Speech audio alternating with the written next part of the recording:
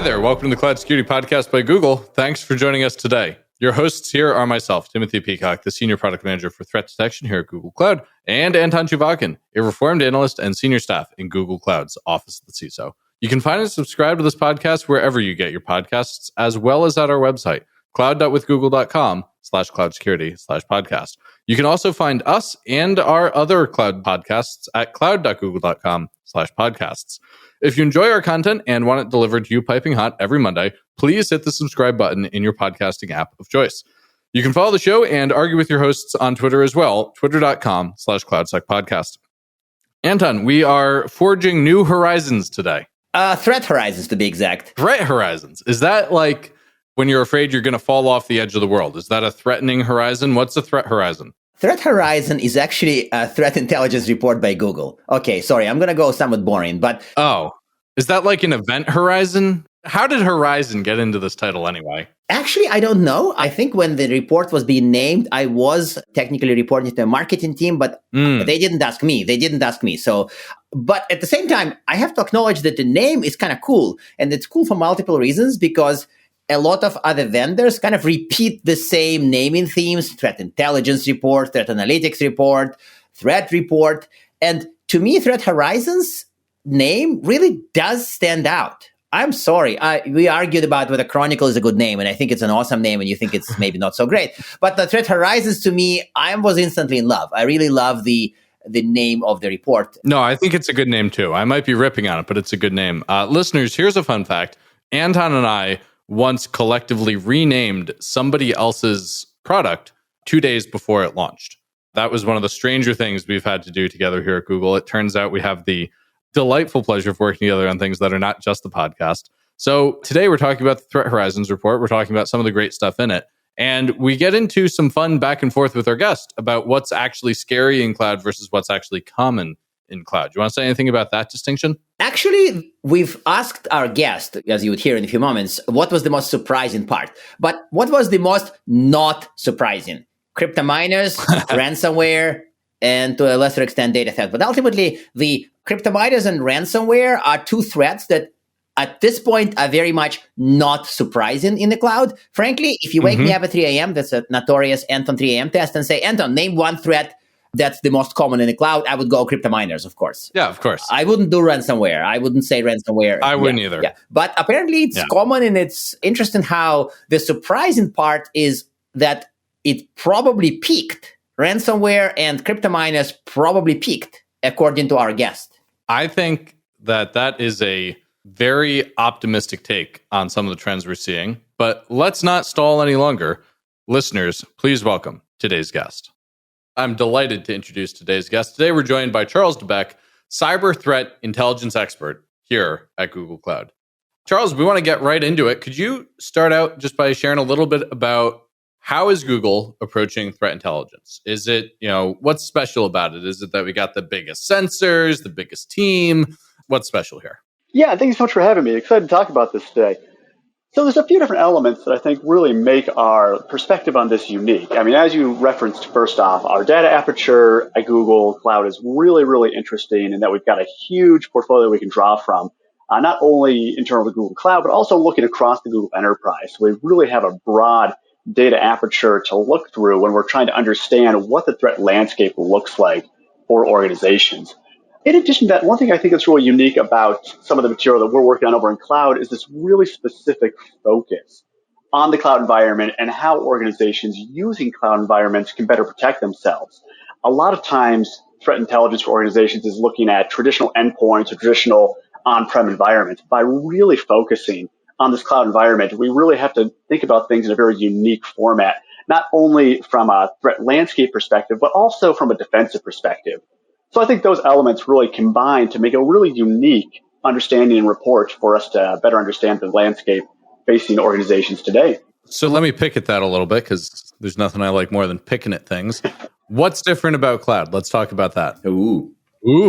That's like the whole point of the podcast, right? What's different about cloud? Yeah, I love it. The way I like to think of it is that in a traditional environment, you have a lot more control and malleability to your organization's defensive posture. It's kind of like protecting your own backyard. you've got the fence there. You can decide how tall your fence is, what type of slats your fence is made of, what's in your backyard, and then how you protect things there. You have a lot of control and capability specifically that you can choose every element that's there. In a cloud environment, you have this interesting shared fate component where both sides of the equation have to be sort of on the same page to make sure that you're protecting yourself most effectively. And some of these elements may be in your control, and then some of them might not be. I liken this to being in more of like an HOA environment, right? You can control some elements of it. There are some things you can do, but there's also some elements that are dictated by the homeowners association in this metaphor that you have to work around and use and work within to best protect yourself. But an HOA also is malleable, right? You can work with them and work together to make sure that you have the best backyard possible. And in the same way, you can work with your cloud provider, your cloud environment, to make sure you have the best defenses possible. And in that way, you can really move forward very effectively. So I don't know how I feel about cloud providers and HOA. And I really mean that. Like in the physical world, and I don't want to make it into about real estate, but I tend to have a very negative view of HOAs. Now, in the cyber world, I kind of see where the metaphor works well, because even the guardrails example that comes up a lot in the podcast, it is kind of an HOA example, right? Like you can't paint your house red because rules. And if you do paint your house red in HOA, I guess you can still paint it, but then you'll be punished. So it's not a true guardrail where it's impossible for you to do it. Well, so I live in a 3-unit building where the 3 owners are the HOA. And I have to say, one of the other owners does a really nice job of keeping the backyard in beautiful shape. And she does a much better job than I would on my own. So if we were to think about the sort of things that Google provides as the cloud HOA, I can kind of see the metaphor for that. I think that's a unique metaphor. I have not heard this one before, Charles. Well, I'm glad to bring something new to the podcast. I'd hate to bring you stuff you've heard all the time. And I admit the metaphor may not be the perfect one, and I know a lot of folks have negative impacts with the HOAs that they've worked with. I think the apartment metaphor might be a better one that you're referencing there, Tim, where I think that there's advantages to having some of those guardrails in place or some collective controls in place and enabling that sort of capability at a broader scale than just individually by the organization. But I wouldn't take Anton's criticism of the analogy too personally, Charles. Anton is allergic to any form of authority that doesn't, come from a place of sensibility. And he's got good reasons for that allergy. I just suspect that's what's influencing his view here. By the way, I never really criticized the HOA metaphor. I was still processing it. I just said that my initial take was that HOA is a bad thing. But the metaphor, and so I don't want to be a cloud provider who is like a bosses tenants around and annoys them. But at the same time, I do get the guardrails and the house value and I'm really mixing metaphors here. So and paving the roads and keeping the gate aft and all that. Yeah, paving the roads. So I definitely see how CSP as an HOA is actually a workable metaphor. And the positives of HOA, in fact, may be more highlighted here. Thanks for using our podcast mug, Tim. Listeners, we're on video together and I'm drinking from our podcast mug. So we should stay a little bit on track here and not get totally derailed. Anton, I think the next question comes from you. Right. And I wanted to bring the discussion, otherwise very fun, back to not just Threat Intel, but specifically the Threat Horizons report. We've released 5 by the time we're recording. And while I understand roughly what's unique about our Threat Intel approach, would you be able to talk a bit about the report? You're part of the team building the report. And so what is magical about it? Because as a former analyst, I've seen a lot of vendor threat reports, and there was a period of time when pretty much every vendor who was serious had a threat report. Now, to me, Threat Horizons is better and it's more interesting, but I can't quite articulate why. So can you do that? Yeah, tell us why it's good. Absolutely. I'd love to. So there are a couple key things here. First off, when you look at the data perspective, as an analyst myself, when I look at this report, what I really like about it is that we're diving into some of the data that we're pulling back in terms of what are the actual threats being faced by organizations in cloud environments in terms of how are threat actors getting in and what are they doing once they're there. And given our unique ability to have insights here as Google Cloud, we can really get a good perspective on what's happening on the ground from a real world perspective, not just purely theoretical or abstract components here. So what I really like about this report is you can jump right into it and immediately say, okay, if I'm trying to understand how to best protect myself as an organization using cloud environments, what should I be doing? You can look at the first few pages and immediately see, boom, crypto miners are one of the top threat vectors that we're observing, so I should be monitoring for that. Or one of the top things that we're seeing for how threat actors are getting in is by leveraging weak or no credentials. So I should make sure that that's something that I'm tracking and scanning for. But this sort of real world data that we're able to pull back, I think really is useful and allows for immediate impact from the report in a way that a lot of other reports may not be able to accomplish, based solely on the fact that we've got great data capabilities here. Yep. And I think I like that because I've seen a lot of vendor reports skew in favor of that vendor tech. Pretty much every problem seems like it's solved by that vendor tech. We are not. We are pretty open by saying, hey, people run crypto miners in the cloud. There are criminals out there who do bad stuff. Like there's no real point hiding from that. Now, I want to evolve this a little bit and really rush this so that I can ask my favorite question before Tim jumps in.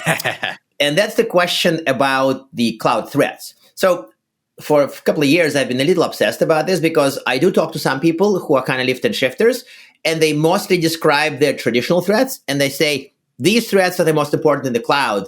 Ransomware, I don't know, something else. And I say, wait a second, these are threats to your data center. And they say, yes, what's your point? My cloud is my data center. But then I go talk to other people who bring up the esoteric, fancy container escapes and API abuses. And then they say, no. Threat landscape is completely different. Nothing to do with what I had. And this causes me to have a bit of a headache because threat assessment becomes very difficult. So we've been asking many guests, what threats are prevalent in the cloud? What are the realistic threats to client cloud environments today? And you have the best data from pretty much everybody on the planet to answer it. So why don't you answer it? Well, first off, I should clarify, I'm sure there's lots of great data sets out there. I don't want to denigrate any of our other colleagues in the field here at the Team Sport. We're all working together on this, but I am thrilled that we can present some really great data in this arena. So with that caveat in place, I would say that to me, the most prevalent threat, the threat that we're seeing most commonly in my experience is crypto mining, which I know you hear crypto mining and I get see the 20% of your viewers just turn the podcast off because they're already bored because people don't want to talk about crypto mining. No hanging up, listeners. Yeah, this is important. So keep listening. But crypto mining is something that's very, very frequent. It's something that happens a lot of times. And I think the main reason for that is as a threat actor, it's very easy to monetize. You're immediately turning your illicit access into money. What's easier than that? And at the end of the day, that's what matters is how big of a TV I can buy as a criminal actor to be able to, with all this bad stuff I'm doing. So crypto mining, I would say most prevalent activity. Most impactful, what do we see? What I would say has the biggest impact for an organization. There's a lot of different potential answers here. So I'm not going to say quite as authoritatively on this one. Ransomware is a good answer for sure. I'm actually going to go with data theft. In the cloud? Yeah. What does ransomware look like in the cloud? Okay, we've asked this before, and now we're going to ask it again. We caught somebody who actually has the data. So yeah, absolutely. So ransomware in the cloud looks very similar to ransomware in on-prem environments, in my experience. And the biggest difference you see is it comes down to reconstitution capability and also that second order effect of the data theft component that we're seeing with them. All right, so break that down for us. What is reconstitution ability? What the heck does that mean? Recovery? Backups? No. Is that the same as resilience? So, yeah, resilience is a very similar concept here. So reconstitution ability is the ability for an organization to get critical functions back online in a timely and effective manner so as not to negatively impact business operations. That's a really fancy way of saying if you're hit with ransomware, how quickly can you get it back online so that hopefully none of your customers or users notice because you got hit by ransomware. And it is a lot easier for organizations oftentimes in cloud because there are a lot of capabilities sort of baked into the back end to enable that. So ransomware may not have as large of an impact in some of those cases. That said, we are also observing that threat actors see the same trend, right? They're noticing that organizations in cloud environments may have better capabilities for reconstitution, and they're actually starting to try and target backups and reconstitution capabilities when they get into cloud environments and use ransomware so as to make it less effective. That was a kind of a wall of words. Does that all make sense? It does make sense. It does make sense. And I think that it's not so much that the ransomware attack itself or the malicious op is different, but what you can do as a defender is quite different. Because if your tape is in a flooded basement and your servers are encrypted, then you're cooked. You don't have a response. But in the cloud, it's really unlikely that your backups and recovery capabilities are that degraded? I'll say it's unlikely if you've taken the right steps, defensive precautions ahead of time, and recognize the value and are taking advantage of the cloud defense capabilities that are sort of baked in and available for you to use. But that's a notable if, because just because you're in a cloud environment doesn't mean that you've automatically enabled all these capabilities for your organization. And this is something that if you're listening to this right now and you're saying to yourself, oh, geez, do I have that stuff enabled? You should probably go double check that now rather than waiting for something to happen. So basically, crypto miners go into the most prevalent threat bucket, while data theft and ransomware go in the most damaging threats bucket. These are the conclusions, right? Anything else on that theme? I would just say that data theft is a multifaceted, complex issue, and the big challenge you run into there is data theft can have long-term ramifications in terms of how long it takes for the organization to recover from data theft. As a result, that sort of impact of an incident can span not just days or weeks, but months into years. That's why I would say it's most impactful, because of the length of those incidents and how much broad array of impact they can have. Yeah, that makes sense. I could certainly see that. So I want to shift gears and ask one of my favorite questions, which is to ask you to predict the future, which, predicting things is hard, especially the future. But with it being just the start of 2023, what should companies be looking out for this year in particular? Predicting the future is always a bit of a challenge. I think for me, what I'm looking at this year is diversification by threat actors. What I mean here is we were just talking about crypto mining and ransomware. Last year, we were talking about crypto mining and ransomware. The year prior to that, we were talking about mostly ransomware. But if you're kind of noticing the theme here, it's that from a criminal threat actor perspective, we're talking about a lot of the exact same attack vectors over and over again. And I think that in 2023, threat actors are probably going to start diversifying and looking for new ways to monetize their illicit access and engage in criminal activities that are a bit different from what we've seen in previous years, just for a variety of reasons.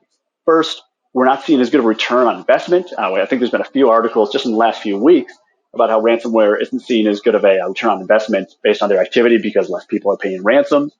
Second, we're seeing increased law enforcement activity in this space and a lot more heat being driven onto criminal actors that are engaged in this particular type of activity.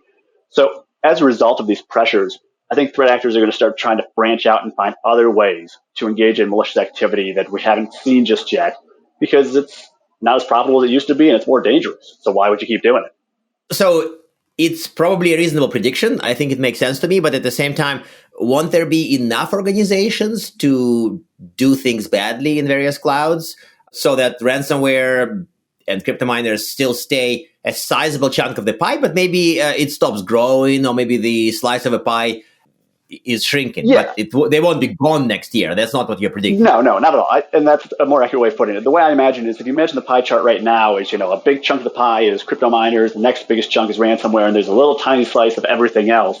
I'm imagining that little tiny slice expanding significantly over time, because I think that we're going to see that, but those other two slices are still going to probably command the vast majority of activity that we're observing, just because they still do remain some of the best ways to monetize. The other thing I think we'll start seeing more of in 2023 and beyond is the impact of multi-cloud incidents and organizations using multiple cloud providers for different purposes and having those cloud interactions being targeted by threat actors. Just because this is going to become more and more prevalent, we're seeing more organizations using this sort of multi-cloud model. And as a result, threat actors are also evolving their tactics to take advantage of these multi-cloud interactions to be able to move laterally within organizations for potentially malicious purposes. How do bad guys move laterally between clouds? Is this like taking advantage of network connect? Is it taking advantage of identity interconnect? What's that looking like? It could be an array of different ways to do that. And both those methods you mentioned. People using the same password on both clouds? Oh, God. I don't know. So I think it could be a variety of different methods for sure. I think the one that I had the most experience with would be identity over permissioning between clouds, where it's just an identity issue, right? A threat actor gains access to identity permissions that they shouldn't have within one cloud, uses that to leverage that access into the other cloud based on the identity over permissioning or over allowance. And then that allows for that sort of cross-cloud shenanigans is the technical term. Cool. So it's like IAM mistake strike again. This is kind of if I give my process, system, or application in one cloud too much access to another cloud, attackers can ride on that and get into the other cloud. Roughly, that's what you said. Yep, exactly. Yeah. Okay, cool. So when we talk about the reports, a lot of people say, hey, give us the key takeaways. And frankly, I would say it's a little bit boring. So what is the most surprising thing? Like, you've worked on the report, right? So is there one thing that surprised you the most?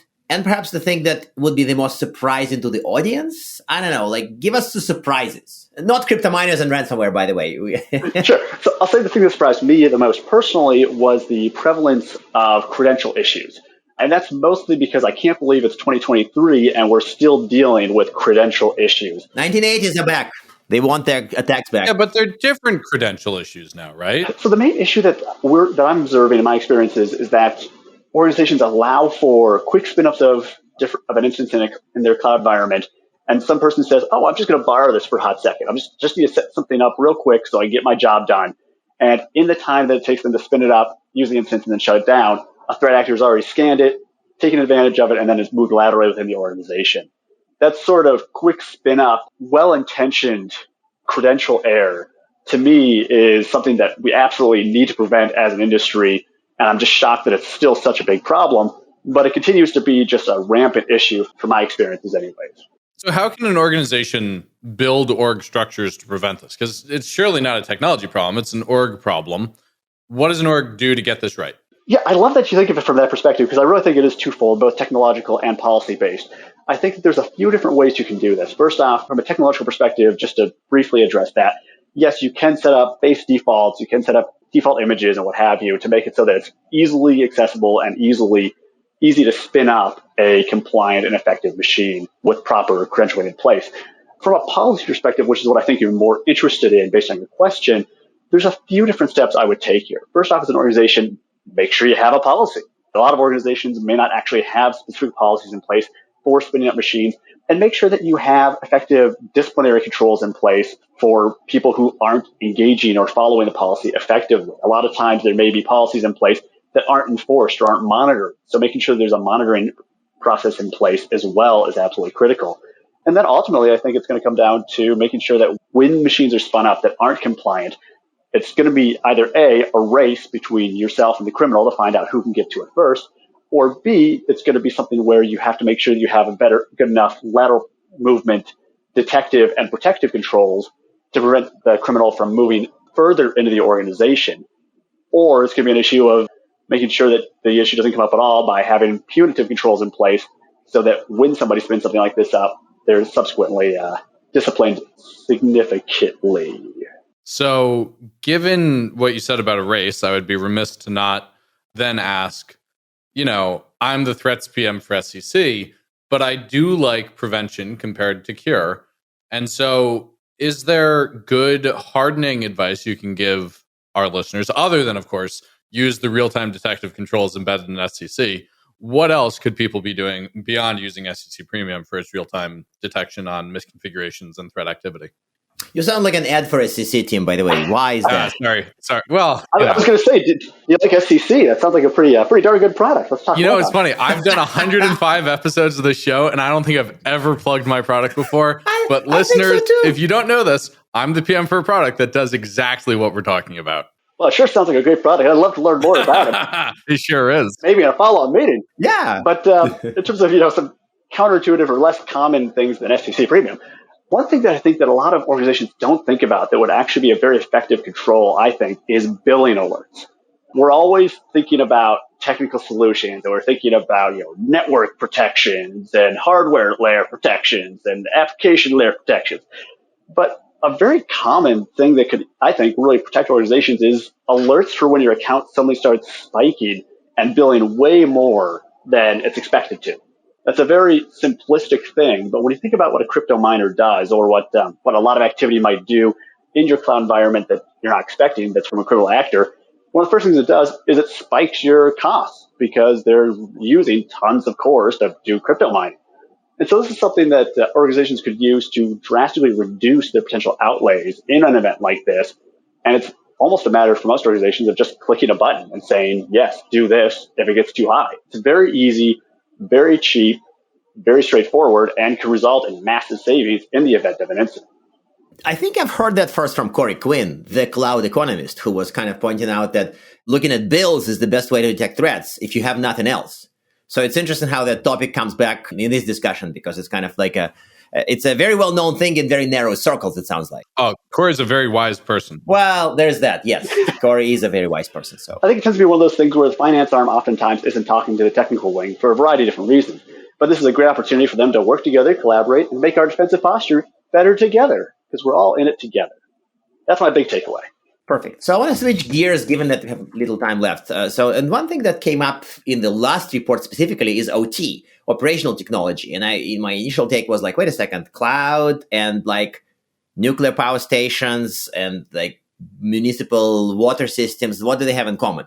So what's the connection between Threat Horizon's research and the OT? Like, can you give us a brief intro into the topic, please? And of course, we'll point people to read the report. Absolutely. So the takeaway here is that organizations are moving their operational technology infrastructure into cloud environments for a variety of reasons that I'm sure you've discussed many times on your podcast already as to why there's benefits moving to the cloud.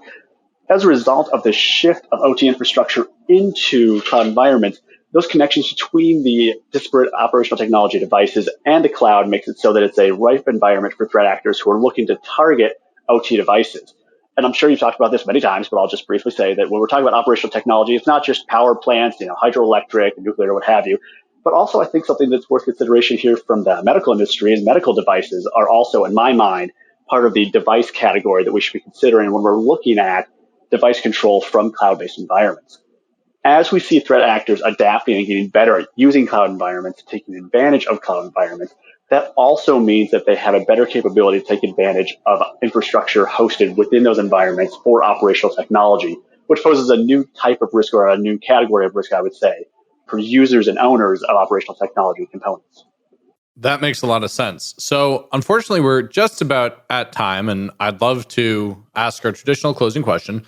One, give us some recommended reading, like obviously all of the Threat Horizons reports. And two, one tip on how organizations can improve the value that they get from their threat intelligence. Recommended reading. I'd say outside of Threat Horizons report, current and prior, the other main thing I would recommend for your listeners is to make sure that they are keeping up to date on the latest and greatest news in general. And I don't have a specific news recommendation here, but I would just say that the threat landscape is constantly changing. And so if you're not reading at least 2 to 3 cybersecurity websites a day to make sure that you're up to date, then you're doing yourself a disservice by not keeping track of the latest and greatest in cybersecurity and what's going on in the threat landscape.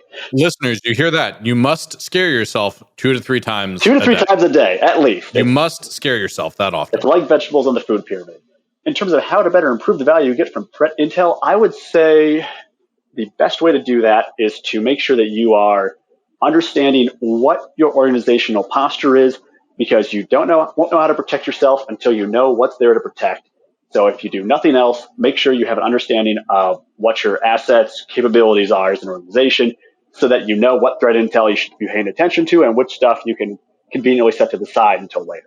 I really like that answer. I always tell people you can't manage what you can't measure. You certainly can't secure what you can't see.